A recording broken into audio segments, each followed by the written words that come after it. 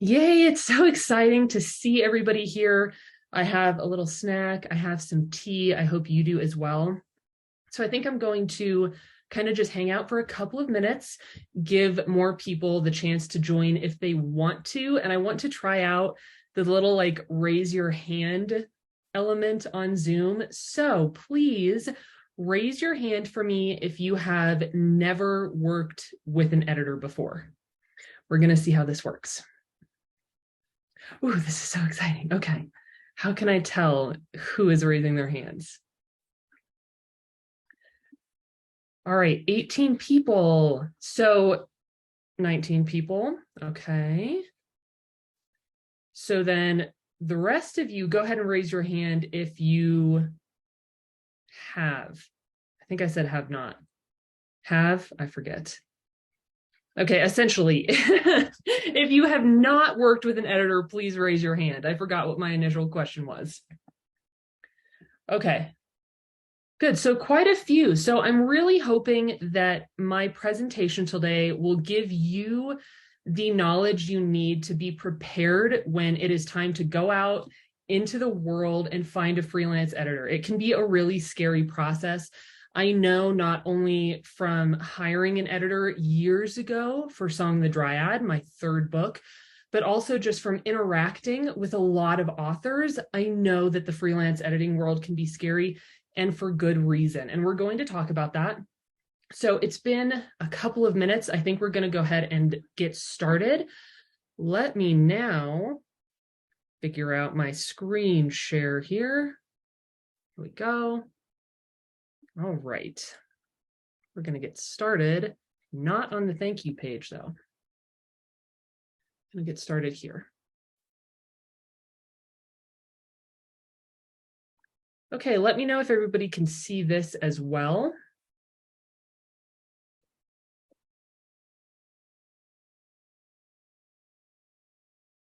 Okay, good, great, wonderful. All right, so for anybody who doesn't know who I am, anybody who is new to me, my name is Natalia Leigh. I have been on YouTube for a very long time. I'm coming up on 7 years now, which is crazy. But primarily, I am the founder and managing editor at Enchanted Ink Publishing, lovingly referred to as EIP. I call it that all the time. So if you hear EIP, that's what I'm talking about. I edit and work with clients full time. It is a dream come true. I'm sure that I have worked with some of you here. I absolutely, like I said, I love it. It's a wonderful job. I am a self-published author. I have written, I think, 7 or 8 books now, and I have self-published 4 of those.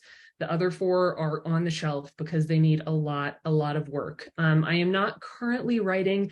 I really wish I was writing right now. I wish I was participating in NaNoWriMo, but unfortunately, it's just not in the cards for me at this moment. But thankfully, I get to read a lot of awesome books for a living 5 days a week. So it really kind of satisfies that creative yearning that I think we all have as authors. Okay, so before we begin, there are a few little things to touch on. So the first is that every editor is different. I'm going to give you a lot of information today, but you could easily go to Google and type in developmental editing or line editing, and it's likely that you're going to find another editor who has something totally different to say about these editing services, and that's okay because all of us are a little bit different. Even editors cannot agree on what exactly is a developmental, what exactly should I be doing? What exactly is a line edit, and when does that kind of blend into a copy edit? So keep that in mind. Every editor is going to be different, and therefore you need to do your research. So I'm probably going to mention that a few times. And then I do want to say, be aware of editor red flags. And I put the link to my editor red flags video on the PDF. That should be on the email link that you got for Indie WriterFest. So you can check there. And then Melissa might drop it in the chat here soon. We'll see. But I think that's also going to be in a Google Doc. So let us know if you don't have that so that, there we go, so that you can get all of those references. And then we're also going to do a Q&A at the end of today. We'll see how long it takes, When I kind of ran through my presentation, it was about 30 to 40 minutes. So we should definitely have time at the end of the presentation. And what I ask is that instead of forgetting your questions, go ahead and drop them in the Q&A as soon as you have them. And then that way I can make sure that I answer them at the end. And I also have some questions from YouTube that I will be answering as well for people who were not able to attend today. So that's all the housekeeping stuff. Tea break, and then we're going to get started. All righty, here we go. And just a heads up, I do not have the Q&A pulled up right now, just because I don't want to get too distracted, but I do have the chat pulled up. So if you want to chat, please feel free to do so. Okay, so an overview of editing services. We're going to be going over the main big editing services that you might be looking into as an author, especially a self-publishing author. And I do have a question for the end about what services might you be interested in if you want to go the traditional route, so we can touch on that also. So we're going to go over a manuscript critique, also known as an editorial assessment. Again, editors have different names for the same service. Developmental editing, also known as content editing. Some editors might call it substantive editing. Substantive can be a little bit confusing. You know, there are some editors who say a developmental edit is one thing, a substantive edit is another. It just depends on the editor that you hire. Line editing. I love line editing, so I'm excited to talk to you about that. Copy editing, which I'm sure many of you have heard of, and then proofreading, which is something that I think we generally think that we know a lot about, but hopefully I'll be able to give you some additional information about proofreading as well. All right, we're starting with the manuscript critique / editorial assessment. I'm using my hubby mug today. Okay, so at EIP, we call this service a manuscript critique, but I have seen many editors refer to it as an editorial assessment. Now, this is a wonderful place to start. Typically, a manuscript critique / editorial assessment is going to be a bit cheaper than a developmental edit, which is something that we'll talk about next. And it tends to go a little bit lighter. So if you are kind of new to this world, if you are not really sure if a developmental edit would be helpful for you, I would suggest starting with a critique, because like I said, it's usually going to save you a bit of money. And money is something that we all want to be aware of when we are publishing our books. I know from firsthand experience, self-publishing can be expensive. So this is something to definitely keep in mind.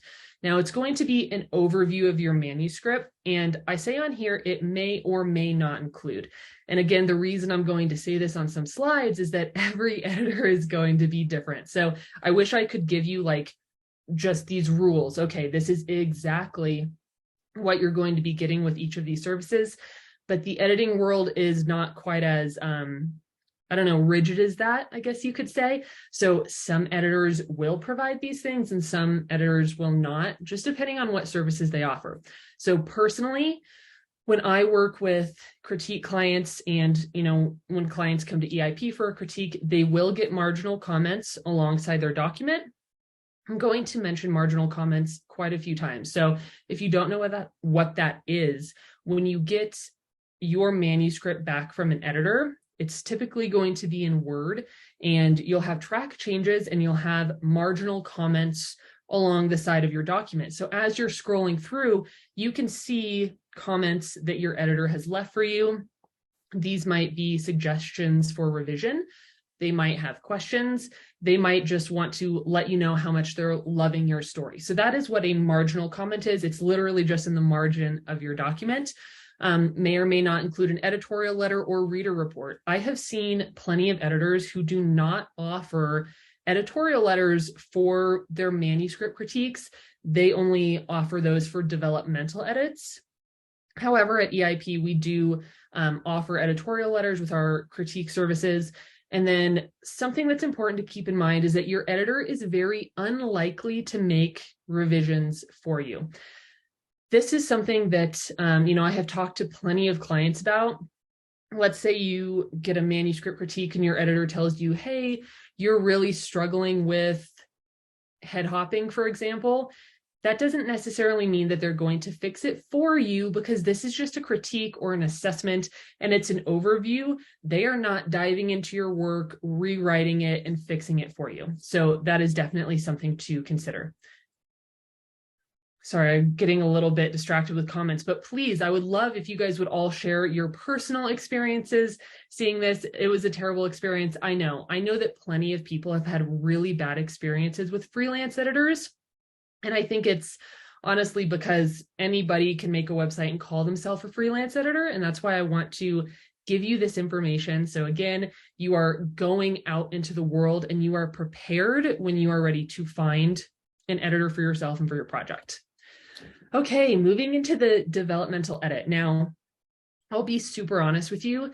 This can be tricky in terms of every editor is different. So I have had some clients come to us and we do a critique for them. And then later they say, hey, this is the exact same service I got from a developmental editor. So their previous editor was doing a developmental edit and it was the same as our manuscript critique. So everybody is going to be different.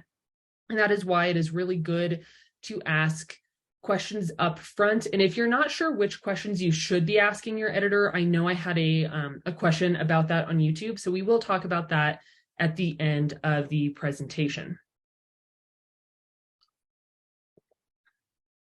All right, so developmental edit, sometimes referred to as a substantive edit. Some editors will offer both a developmental edit and a substantive edit as different services, and they will do kind of a different level of work with each of them. In my mind, developmental and substantive are kind of go hand in hand. I pretty much refer to these as the same service, but again, just depends on your editor. Now, I'm going to say this is not a great place to start, and that is because mostly the price. Developmental editing with a professional editor, somebody who really knows what they're doing, it's typically going to be pretty expensive. You know, just telling you the truth there, developmental edits can be super, super, super helpful for you. I'm not saying don't get one, but be aware that if you have not utilized beta readers, for example, or alpha readers, if maybe you have not gotten a manuscript critique yet, this might be an expensive way to kind of dip your toes in and dive into the process for the first time. So just keep that in mind. This is going to be a super in-depth revision of your manuscript. And the reason I say that, and you can see it in the last bullet point here, I said an editor might / should make revisions for you, where the critique is an overview and your editor is going to be pointing things out. Maybe you have plot holes, maybe your writing isn't really fitting your genre, maybe you're head hopping, stuff like that. A critique should absolutely point that out, but it doesn't mean they're going to fix it. So then when I look at a developmental edit, my expectation, especially for the price point, would be that that editor is making changes for you and helping you with that revision. So if they are seeing massive problems going on, if they, find maybe a paragraph that would have been better off elsewhere, they might be moving that for you. And this could even start bordering on ghostwriting. I think a lot of us hear the word ghostwriting, we think, oh, somebody else is just totally writing the book for me and I'm putting my name on it. That's definitely an element of ghostwriting, but ghostwriting could also be, okay, I have a bare bones manuscript here and I need an editor to help me rewrite it and really fill it out. So a developmental edit could kind of segue into ghostwriting as well, just depending on how much work your project needs. Now, I do say on here, it should include marginal comments and it should include a comprehensive editorial letter, or your editor might call it a reader report. There are different names for these, but essentially an editorial letter is, like I said here, a comprehensive letter detailing not only what you did well, but things that you should work on or could work on to greatly improve your manuscript. And again, a manuscript critique may or may not come with an editorial letter, but a developmental edit absolutely should come with an editorial letter. So that's something that you should ask your editor about up front. if I get a developmental edit with you, am I getting that editorial letter? How many passes do you do is something that you could ask. Do you do revisions for me? Things like that. But critique, developmental edit, they have a lot of similarities in terms of what they are looking at. They are both looking at the content, the story, character arcs, world building, magic systems. They're looking at everything that's really kind of the backbone of your story and the story that you're trying to tell to your readers. But a developmental edit is going to go deeper in terms of how is that editor helping you? Are they making these revisions for you? But you'll have to ask your editor what they offer. I'm probably going to be a broken record saying that today, just because it's so true. It really is. Everybody is different. So you're just going to have to ask, but also, come prepared with questions. And that's, I'm hoping that the presentation today will help you know what questions to be asking your potential editor.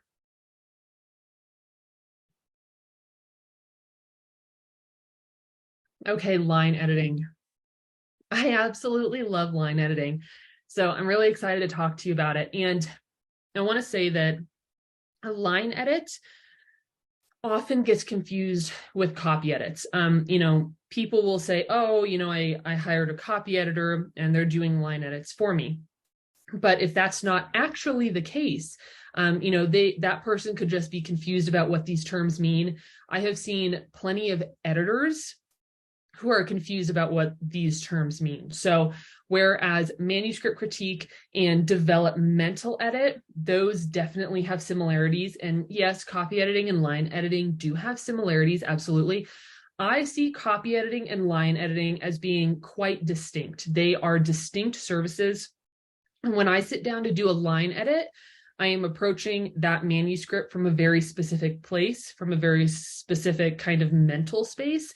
And then that's a totally different approach than I would take with a copy edit. So a line edit should come after your critique or your developmental edit. It should come after your beta readers. So you want to have your story as fully developed as you can get it, or as fully developed as you and your editor got it before going into the line edit. And the reason I say this is because a line editor is not necessarily going to be looking at the story. They're not necessarily looking at, oh, do you have a character arc here? Or, do you have a plot hole? And most editors will point out obvious plot holes, no matter what stage of the editing processes you are at. I have pointed out plot holes in the copy editing stage. So big plot holes, those will typically be pointed out because they can be very obvious. But the smaller content stuff, like the character arcs and world building, might not be pointed out in a line edit. And you want to get all of that stuff developed beforehand, because your line editor is editing your book on the line level. They are really looking at readability, flow, conciseness, rhythm. And when I talk about the differences between line editing and copy editing, the way I like to approach it is that a line editor is approaching your book from a place of creativity, from, almost like they're coming at your book as an artist. So they are trying to make your work sound lyrical. They want it to sound, while maintaining your voice, that's really important. A line editor should be maintaining your voice and not changing it to their own voice. But they want it to sound the best it can. So they're going to take your voice and elevate it. And I picture them kind of taking the manuscript and using a paintbrush to bring it to life. They are really elevating the language. Whereas a copy editor, they're going to be the one that has that traditional red pen type mindset. When we think editing, we think somebody with the red pen that's crossing out errors and circling things. And that's not a line editor's job. If they see obvious errors, they can and probably will correct those for you. But you have to remember that that is not a line editor's job. It is not your line editor's job to maintain your consistency. It's not their job to make sure that you are always using the same spelling of a word, because many words can be spelled in different ways. And a copy editor would say, okay, let's make sure we're just spelling it one way. A line editor just wants to make sure that that is the best word that you could use. They're not necessarily going to be as concerned with, okay, how is this word spelled and is it being spelled like this throughout the entire novel? So again, a line editor is more of an artist, where the copy editor is the traditional red pen approach. I see that there are 6 questions in the Q&A, so thank you everybody for sending in your questions. I can't see them yet, but remember, if you have questions, go ahead and drop those in the Q&A so that I can see them afterward and so that you don't forget them. Okay, so an extensive revision on the line level. And I say on here, expect lots of changes, because your line editor is, they might essentially be ripping your book apart, but in a really positive way. This is not an edit that you should be afraid of. I think a lot of people step into an editing service, and for good reasons, being afraid, like, what is this editor going to say? What are they going to do? Am I going to have a better manuscript, a better project when I get it back, or is it going to be totally destroyed? And I can see the nervousness. I totally understand that. Again, I have been in your shoes before. But when you're stepping into a line edit, for me, that is just such an exciting part of the process, because a line editor is not going to say, oh my gosh, look at all of these problems you have. Look at all of these extensive revisions that you need to do. That's not them. That is the developmental editor's job, or the manuscript critique's job. And once you've done all those revisions and you are here at the line edit, I think you can kind of take a deep breath and relax, because it gets really fun from this point forward. So lots of changes. A line editor is going to be looking for things like filtering. I talk about filtering all the time. I do have a video on it. I have a ton of videos on my YouTube channel, so I will probably let you know throughout the presentation if I have a video on certain things. I definitely have one on filtering. Granted, it is old and it needs to be updated, but a line editor will rewrite filtering for you. They're going to help you with head hopping, and filtering is my nemesis. I know a lot of people struggle with filtering. Head hopping, tense, general clarity. Now, granted, a line editor will help make sure that your tense is the same throughout. You're not switching back and forth from past tense to present tense. But let's say like half of your book is present tense, and then you accidentally shift to past tense, and half of your book is written in past tense when it really should be in present. This is something that the line editor might have to come to you and say, this is starting to become ghostwriting a little bit. So again, another element of ghostwriting that is not just the traditional understanding of, this person writes the book for me, I put my name on it, and I publish it. Ghostwriting can also be a line editor who says, half of your book needs to be rewritten because of tense. I can do that for you. Here's my ghostwriting price. That is a possibility, just something to be aware of. May or may not include copy editing. I have seen a lot of editors who will do line edits and copy edits at the same time. Personally, that is not my approach, but it also depends on where the manuscript is at when it is given to me. So the way that I like to think of it is on a scale of 1 to 10, 1 being a super, super, super rough draft, 10 being like the most polished draft, the final draft, the draft that you are ready to publish. Edits can only take a draft so far. If you hand your editor a rough draft and it's a 1, you can't expect your line editor to take that to a 10. There's a lot of work that needs to be done. So if you have a lot of spelling errors, a lot of filtering, craft problems, tense problems, stuff like that, your line editor might be able to take your book from a 1 to a 4. And that would be a really, really positive experience for you and your manuscript. And it's also going to help give your readers a better experience as well. So the reason I say that is, if I get a book that's a 1 for a line edit, I'm not going to be looking for copy editing stuff unless it's super obvious. If there is obviously a spelling error, I'm going to correct that for my client. But if it's at a 1, I really need to be focused on improving the language and the readability of that manuscript so that it's a 4. And then once it's at a 4, then the copy editor can come in and maybe they can take that book to a 7, for example. So when I say may or may not include copy editing, it's up to the editor you're working with, but then also where in the process your book is and how clean it is, essentially. And that's one of the reasons that you want to polish up your manuscript as much as you can before you hand it over to an editor. You generally do not want to give an editor a super rough draft because you are not going to be getting your full money's worth out of that service, versus if you had polished it up as much as you possibly could and then you handed it over, that editor, maybe now they have a 3 that they're working with, and the line editor can take it from a 3 to a 7, and the copy editor can take it from a 7 to a 9. That is how I kind of visualize editing services and how much they improve manuscripts over time. And then I said also may or may not include a style sheet and or reader report. This really just depends on the editor that you hire. Some editors will create a style sheet for you. Some will write up a little reader report. And when I say reader report, personally, that is different from an editorial letter. An editorial letter is a huge comprehensive document that you're getting, right? Usually after a critique or a developmental edit. A reader report is going to be more of a summary. It's like the baby version of your editorial letter. So when I say reader report, that is what I am referring to. All right, copy editing.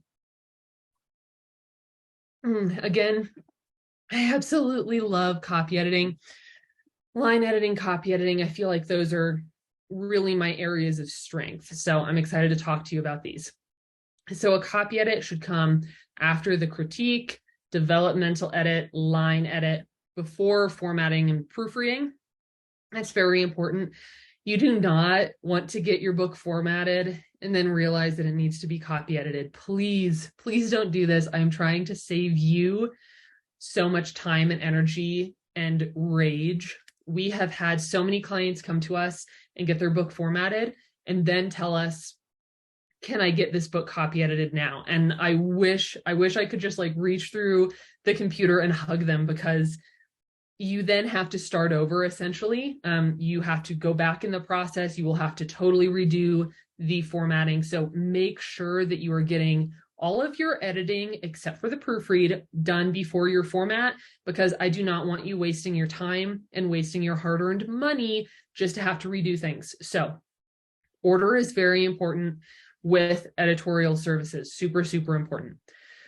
Now, a copy edit, just like with a line edit, your editor is going to be making changes to your document, and they're going to typically do this with Word, Microsoft Word, and track changes. I don't think I have mentioned that yet. So if you have never worked with an editor, what you can expect out of most editors is that you're going to send them your Microsoft Word document, and then when you get it back, you're going to have those marginal comments that I already discussed earlier on, but then you're also going to have track changes. Now you can turn track changes on and off while you are working through your document, but when those track changes are turned on, you can see everything the editor did while they had track changes turned on. Now, they might make some silent changes, which are going to typically be changes that are throughout the entire manuscript, and they don't want to muddy up your document with all of these little changes. So for example, some of the silent changes I make are formatting, like removing excess line spacing if we don't need it, removing paragraph marks or spaces before and after paragraph marks. I make sure to change all straight quotes to curly or smart quotes. And if I had track changes turned on and I changed all of your quotes, you are going to see thousands of changes in your manuscript. And it's going to be so overwhelming at that point that you're barely going to be able to focus on the actual content that was changed. So there will be silent changes, and these will typically be listed on a style sheet, which we are going to talk about because I'm very passionate about style sheets. But then you're also going to have, right, your actual tracked changes. So an editor, your copy editor might be changing spelling, punctuation, consistency, conventions. I have those all on here. It's really important to note that a copy editor is not a glorified spell checker. We all have spell checkers nowadays. We have Microsoft Word or whatever else you're writing in Google Docs. Like, an editor, a copy editor, does so much more than making sure your words are spelled correctly. And of course, that is a big part of the job, obviously, but they do so much more than that. They do the things that most people wouldn't even think of. They know the difference between a hyphen, an en dash, and an em dash, and they know when to use those. They know what an em dash is versus an ellipsis. When do I use an em dash? When do I use an ellipsis? You don't need to know that generally because your editor will know that and they will help you out with it. How do you use commas? There are so many comma rules and everybody uses commas differently. So an editor will make sure that there is not only the correct usage of commas, but also consistent usage of commas depending on your writing style. Because, you know, when I talk about conventions in copy editing, those are kind of like the rules of writing. And depending on which, you know, depending on the client I'm working with, each writer has a slightly different approach and they might want things done a little bit differently. Now, this does not mean that I'm going to throw my rule book out the window.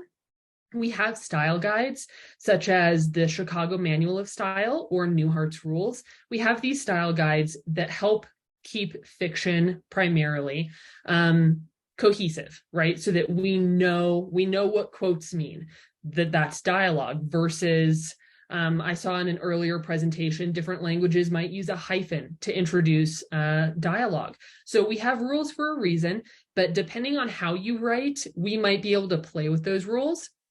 And that is why a style sheet comes into play. We are going to chat about style sheets because I love them. Okay, so please, if you are hiring a copy editor, make absolute certain they are going to provide a style sheet to you. This is something you deserve when paying for a copy edit. The number of clients who have come to me and said, okay, I had a copy edit, I'm ready for a proofread. And I say, okay, awesome. Can you please send me your style sheet? And they say, what is a style sheet? And immediately I have this little light that goes on and I say, oh my gosh, did they work with I don't know, we can call them a schmeditor, I guess. We call them schmagents, don't we? Essentially an editor who doesn't know what they're doing. So make sure you're getting a style sheet. A style sheet is kind of like a rule book, a guidebook to your story and how you write. So some things you might see on a style sheet are going to include conventions, mechanics. How do you use your commas? Do you use commas really traditionally by the rule book, or do you like using commas a little bit more free flow, I guess you could say? You know, do you like using non-essential commas for rhythm and flow and to really break up and drive home your ideas? That is something that your copy editor could choose to maintain and therefore add to the style sheet so that when your proofreader is going, what are all these commas for? They can then refer to the style sheet and say, okay, this is the author's chosen writing style. And we as editors have agreed and we understand that we're maintaining that style. That is why the style sheet is so important. We're also going to put things on the style sheet like your characters, something that can be kind of funny when you see a style sheet compiled, especially if you have a big book that has a very large cast of characters. Sometimes we give characters, different characters, the same name and we don't even notice it. The number of style sheets that I have put together, and there will be like 3 Mikes and 4 Susans. And the author had no idea that they had done that because the book is so big and they've been working on it for so long and they just didn't realize. But when you see a style sheet compiled and you see, oh my gosh, there are 3 Mikes on here and 4 Susans on here, and these are all different characters, now you know, okay, this is a really important revision that I need to go in and do. You might also see like physical characteristics of those characters. If you have a character who has a scar on the left side of their face, maybe it's like an epic one that goes over their eye, we want to make sure that it stays on the left side of their face, and that in book 2, the scar didn't move to the right side of their face just because we forgot that detail in kind of the movement of everything, right? So this could be really helpful, especially if you do not have a, what's it called? A series Bible.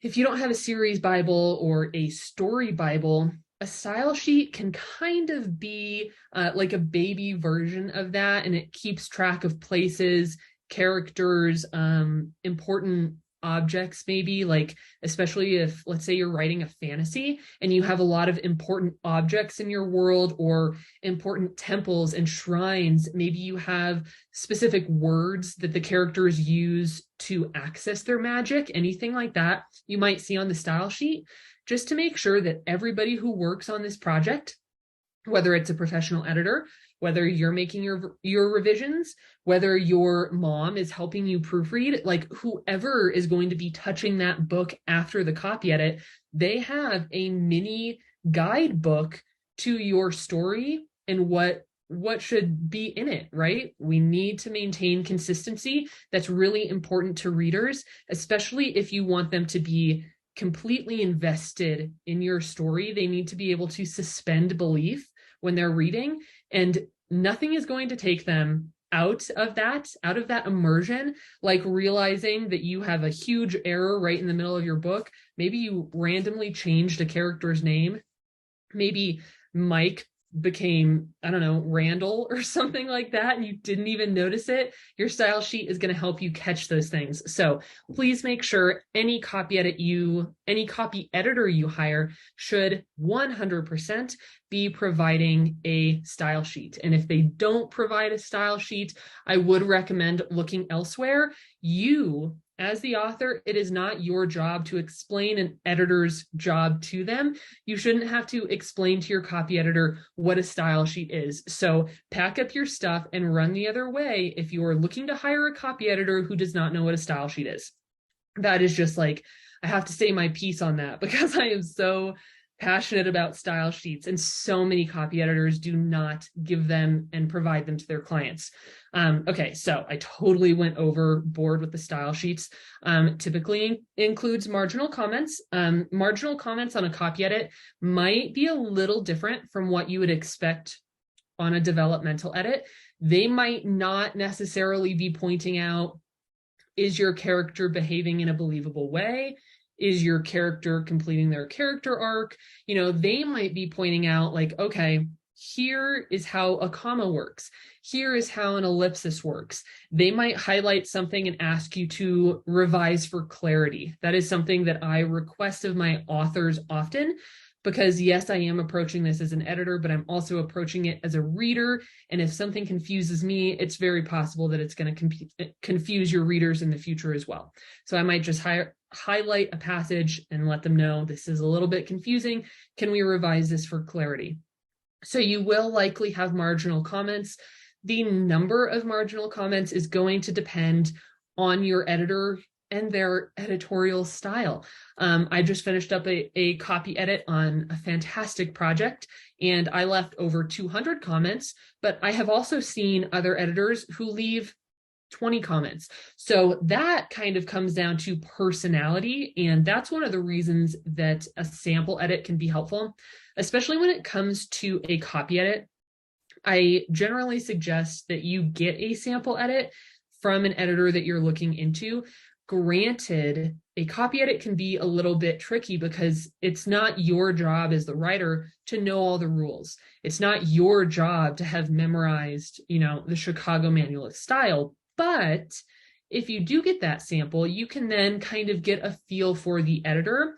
Do they click with you? And I think that's absolutely, that's relevant, right?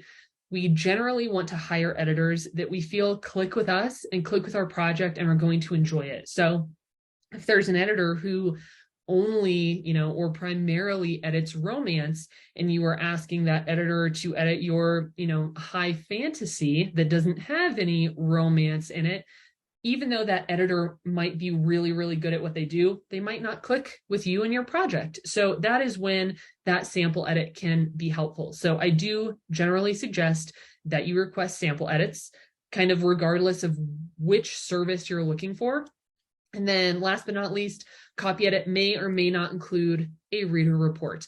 I like providing them. I like to, let the author know what I thought of their story and also give them little tidbits of knowledge going forward so that they can change things in, the books that they write in the future, but not all editors offer that. So again, you can just ask before you commit yourself to an editor what they offer with the service that you are interested in. All right. I'm looking at some of these chats that are coming through, really enjoying it. All right. So the proofread. The proofread is going to be typically your last editing service. Now, I see that participants are raising hands, but I'm not sure why. Anyway, because I have the screen share, I can only see a very limited amount of Zoom, so I'm not really sure what's going on. Anyway, the proofread should be the last step of your process. At this point, you are so close to publishing that you can taste it, and you're probably getting really, really excited, as you should, because you've worked so hard on your project. This should come after editing, after formatting. After formatting is super, super important. Again, a proofread is not the same thing as a copy edit. The copy editor, you might get your book back with literally 10,000 changes, and that's okay. I have edited books that have had 16,000 revisions, and it's all good. The proofreader should not be getting a book that needs 10,000 revisions. They are probably going to cancel the contract on you and ask you not to come back. You need to have your editing done before you get to the proofreading stage. Really, really important. Now, it's not the same thing as a copy edit, like I just mentioned. On that PDF, that reference PDF, I do have, I can see the chat. I am able to see the chat. I'm just not able to see like the Q&A right now for MDJ. What was I saying? Oh, I do have a video on my YouTube that goes into depth on the difference between a proofread and a copy edit. And then I also have one that goes into depth on the differences between line editing and copy editing. So please see that PDF if you haven't already. Now the proofread. So typically, a professional editor should be proofreading either a physical copy or a PDF. And when I say physical copy, you could send them a physical copy, or maybe you live in the same local area. That would be awesome if you lived kind of locally with your proofreader and you could sit down with them, give them the book, and they could physically work on it. However, if you do have an editor who is working on an actual physical copy, they're probably going to be using proofreader's marks. And you can look this up on Google and like print out kind of a guide to proofreader's marks. I have done this before. However, I have found that proofreading on a physical copy went really slow, and it was also difficult because then I had to get that book back to the author. They had to tediously go through every single page to look for my corrections. So it wasn't necessarily the best way for me to assist my clients with a proofread. So what I do is I use a formatted PDF, and then I use Adobe markup to make all of my proofreading comments. And something to keep in mind here is that you should be providing a formatted PDF. And a formatted PDF, even though you technically can edit it, if, like on Adobe, you generally shouldn't be, because that can really mess up the formatting. So when you are going in for a proofread, you need to be thinking of this as like a physical book that your editor cannot just change for you. Again, that is why you want that copy edit beforehand, because the copy editor can make those changes for you and they can make it a really smooth process. After that, and once you have your formatted PDF, the proofreader is going to be leaving comments. They might highlight something and say, replace this period with a comma, or they might be saying, okay, we have a spelling error here. They're also going to be looking for formatting consistency, typesetting, typos, stuff like that.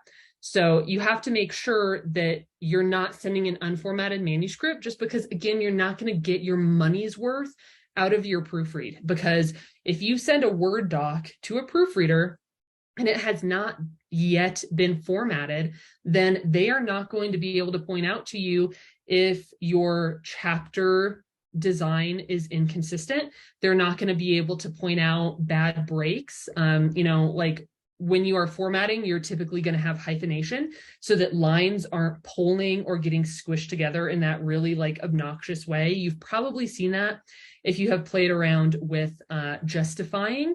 So that's something that they're going to be looking for on a formatted PDF.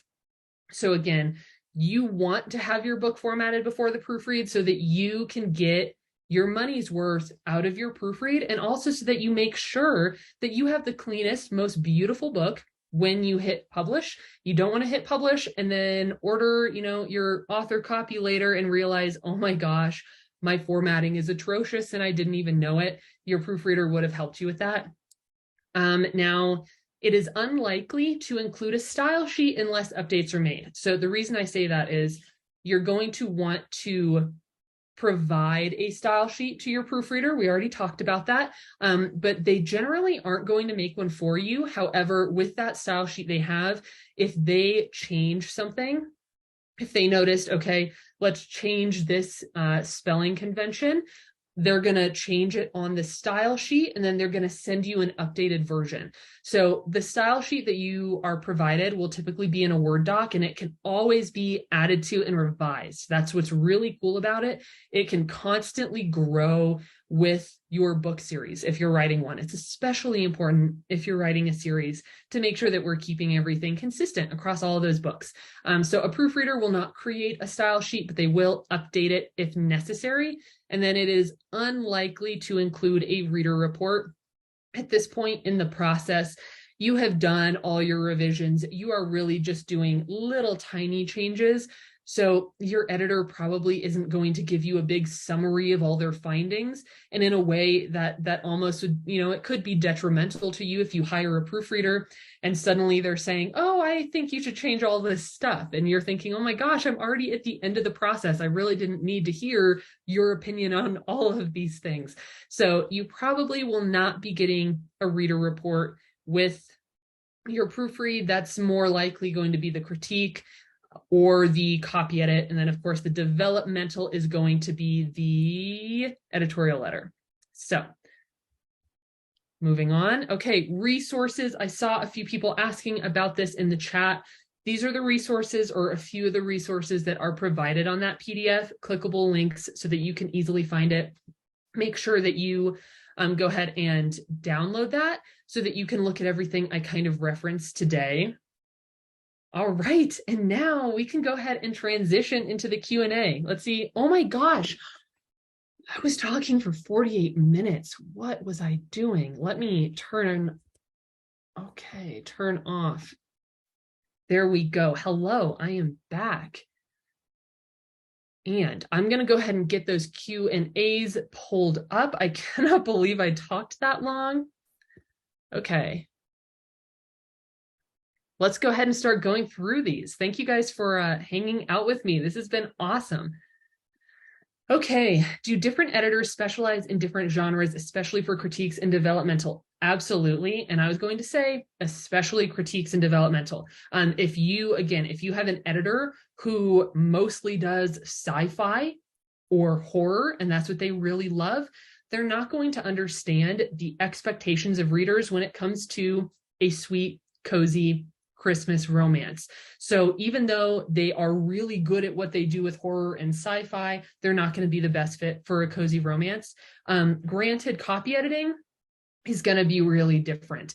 Copy editing is more of that red pen approach. It's pretty black and white. At least that's how I kind of approach things. There is a guidebook here. I have my rules, I have my dictionaries, and I'm good to go.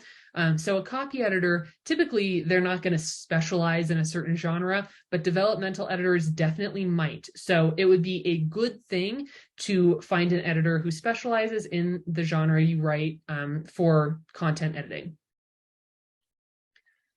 All right. Hello, everybody.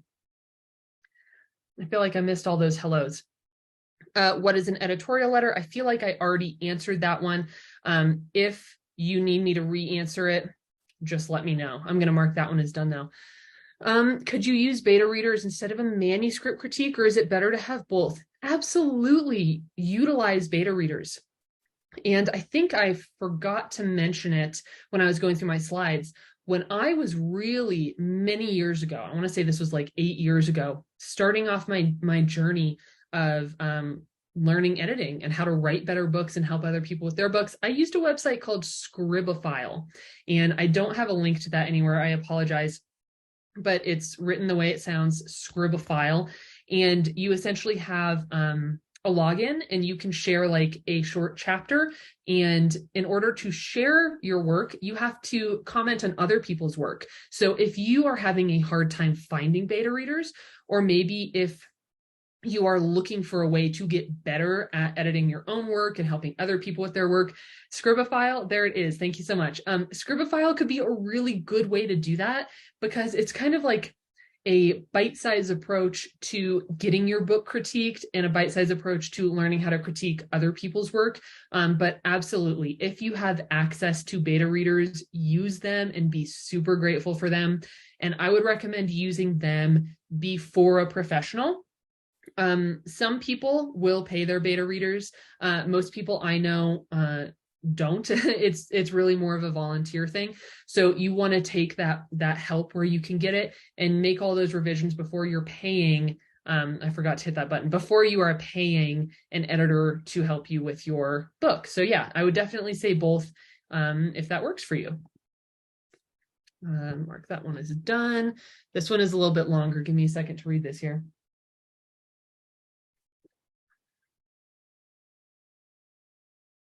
Okay, so my manuscript has been through multiple rounds of beta readers. I'm in the middle of a rewrite and considering skipping beta readers and going straight for a developmental edit. Advice, I would say yes, absolutely. There is a point where, again, beta readers are not professional editors, so they can give you a lot of good feedback, but you might also have beta readers who are biased and they just want you to write the book in the way they want you to write the book. So you might get to a point where you're like, I have been through these beta readers and now everybody is saying something different and I really don't know what to do. At that point, you've gone through those readers, you've made your revisions, you can absolutely be confident in moving forward with a developmental editor because they should be stepping into your work without bias and they should be helping you achieve your intentions and goals. So by all means, if you have already been through those rounds, even if you've only been through, one round of beta readers, you might feel like you are ready for a professional editor. I just say to start with betas if you can, to get your, we talked about that scale of a 1 to a 10, to get your book up in that scale before you send it off to a professional.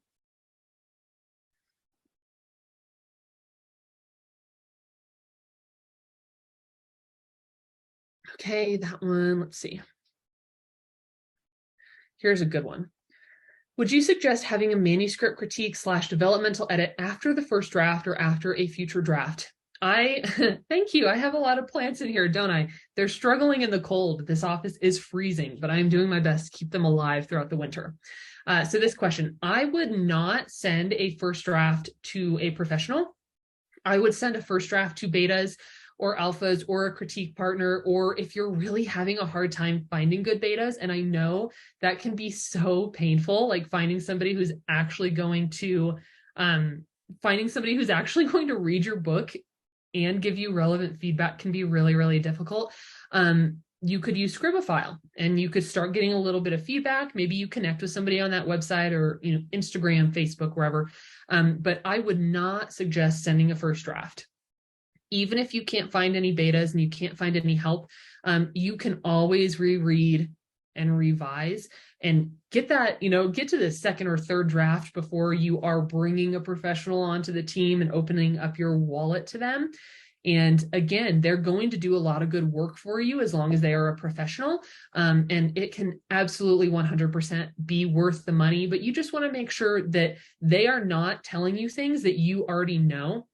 If you already know, oh my gosh, my character doesn't want anything and she is aimless for half of the book. If you already know that, you do not need to pay an editor to tell you that. So that's something that you would want to do on your own do that revision. And then when you say, okay, my book looks perfect to me, I don't know what else to do, then you send it to the editor and they are going to give you a fresh perspective on your book. But yeah, I would not send a first draft in for a critique or a developmental edit typically. All right. Let's see. I'm reading through a few of these. There are a lot. Thank you guys so much for sending in all of these questions.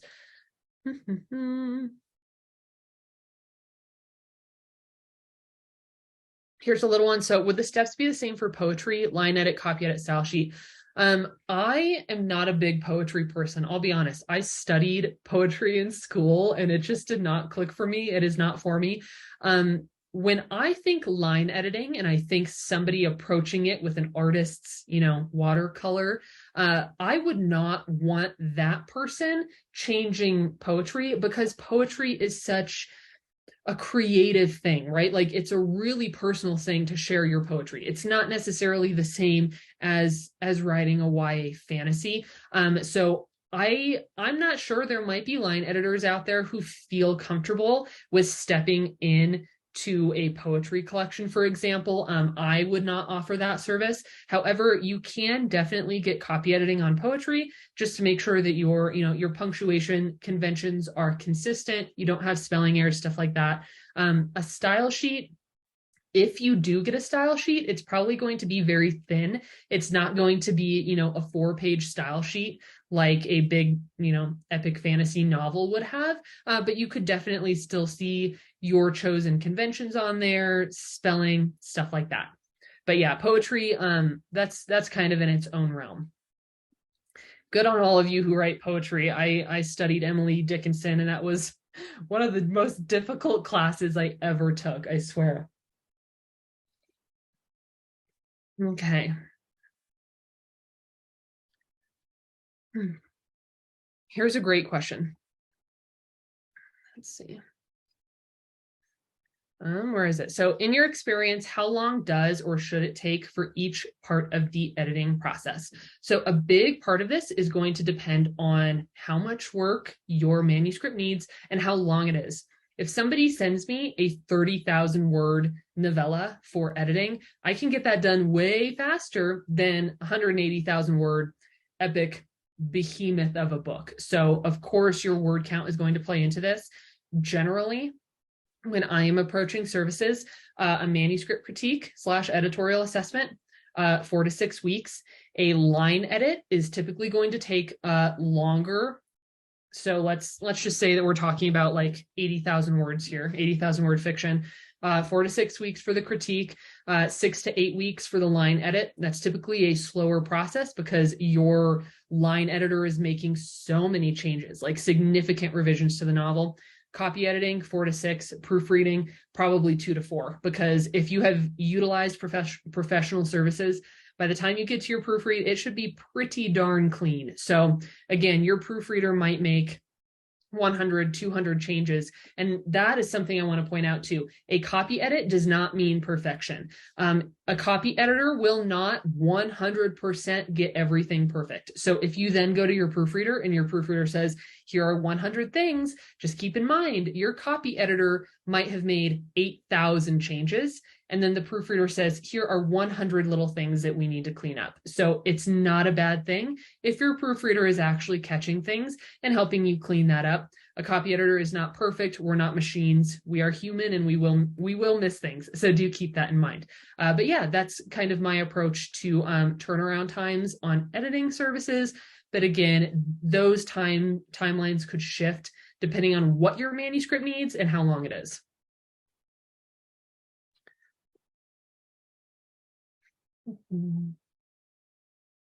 Here's another good question. I want to be able to talk about this one.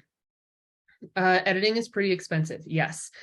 Do you have any tips for those on a tight budget? I feel like a lot of us are on a tight budget. I feel you. Is there software that can help you so you don't need 3 rounds of edits, but maybe 1 round? So I don't really know about software. I kind of played around with Grammarly just to see what my opinion of it was. Personally, I don't really like Grammarly. It tends to suggest a lot of things that are just incorrect because it's not truly understanding your intentions. But putting the software aside, if you know that you can only afford one service, I would suggest the copy edit. And the reason for that is that the copy edit is going to make your work polished. It's going to make it look professional and feel clean to your readers, especially when we're self-publishing. I think all of us want and desire self-publishing to be respected, right? We want to be respected as self-published authors. And part of that is respecting ourselves and respecting our readers. So you don't want to have a reader trust in you and pay $15 for your book just to open it up and realize that they cannot become immersed in your story because of the number of errors. And a copy edit is going to address that. It's going to clean it up, polish it, and get it ready to go out the door to your readers. So if you are saying, okay, I absolutely have this budget and I can only do one service, I would say do the copy edit. And then once you have that copy edit, you can enlist, you have the copy edit, you have your style sheet, you can then move forward and enlist the help of friends, family members, maybe other people online for proofreading, because then you have that style sheet to go off of. So I would recommend a copy edit if you're really having a hard time deciding which service would be the best for you. Okay.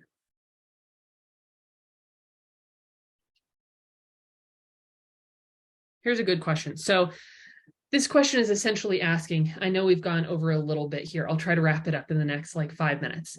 So this question is asking about multiple passes, and that is a total, it varies from editor to editor. Some editors, they will edit your book and then they'll send it back to you and you make revisions and then you send it back and then they do a second pass. Some editors don't. That is not a service that we offer. We do one. Depending on the service, we do one pass and then it goes back to the author. The only time we do two passes is with manuscript critiques, but those two passes are back to back. So it essentially just means that your editor is reading through your manuscript a minimum of 2 times, but you're not making revisions in between. So this question is great. It really just depends on what you need and which editor you connect with. Something I would warn you off of is if an editor will do multiple passes like this and they are charging next to nothing for their services, be very careful, because editing is very time intensive. It takes a lot of time. Like I said with that other question, a line edit can take 6 to 8 weeks. So if you're going to get 2 passes on a line edit and this editor is charging you next to nothing, be very wary of that. Look at that as a red flag. If you're hiring a professional who does multiple passes, you might be looking at a higher price, which is all good. It just depends on what you need and what you want for your project. All right, let's see.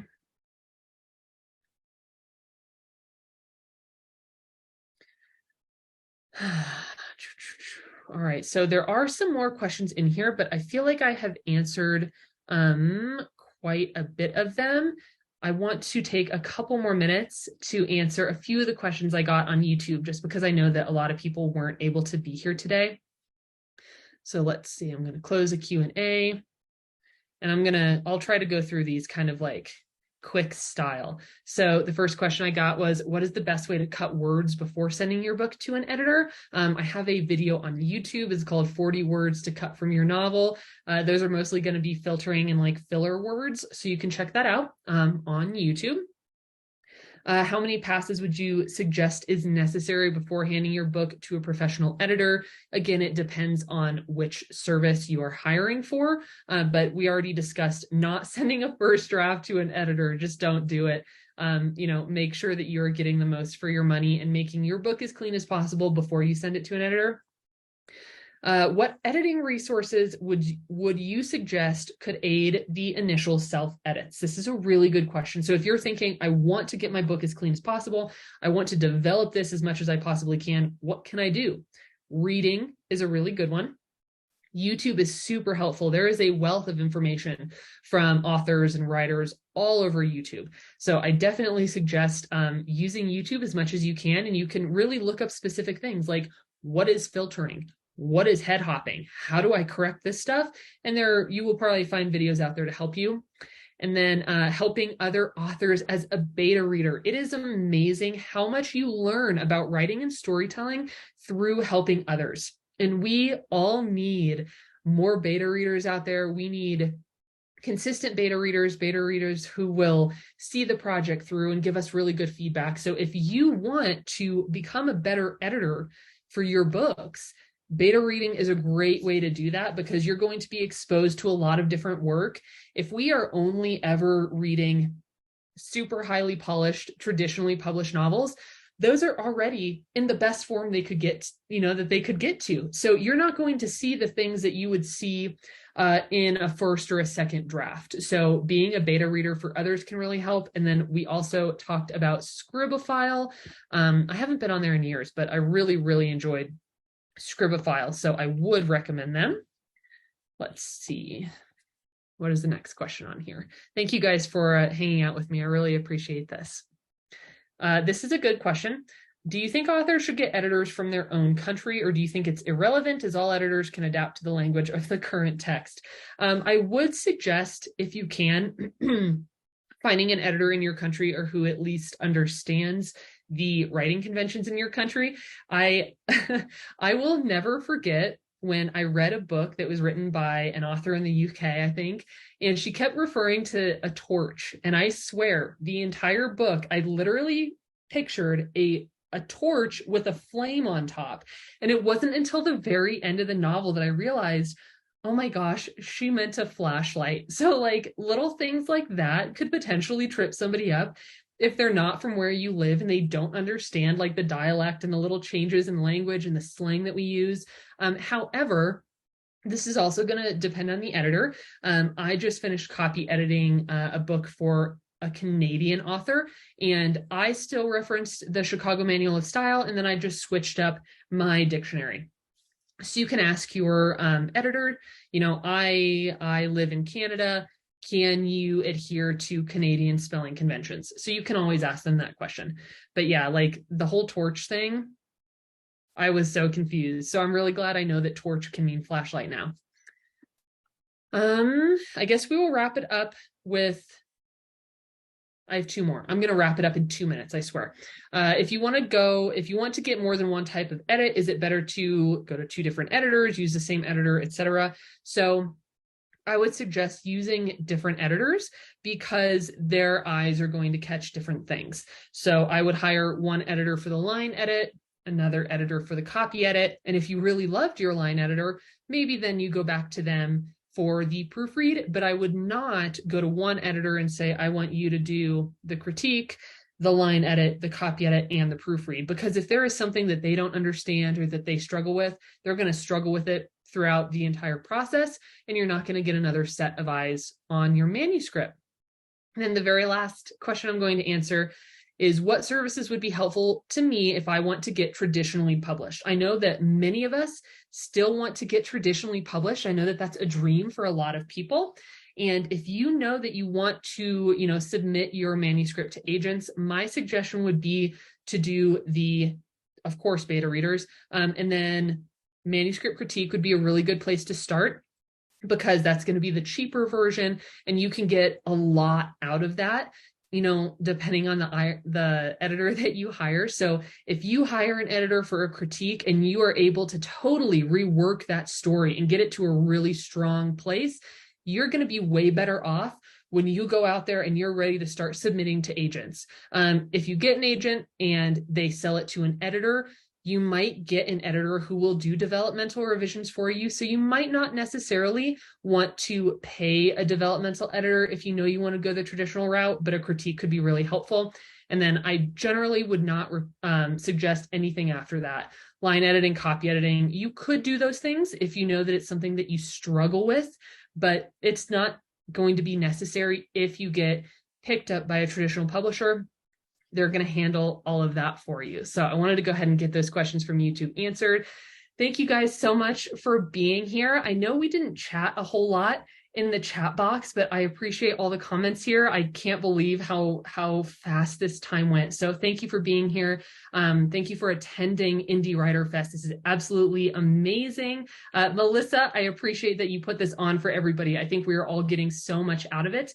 And I am going to be tuning into other presentations as well. So if you guys have any additional questions, you can always reach out to me. Again, you have my YouTube information and then my website. I totally spaced out putting it on there. It's just natalialeigh.com or enchantedinkpublishing.com.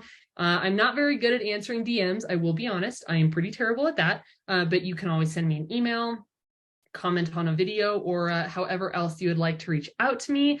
Thank you guys so much for being here. Melissa, thank you again. And I hope you guys enjoy the rest of today and tomorrow of Indie Writer Fest. All right, I'm going to wrap it up. Goodbye, everybody. Goodbye.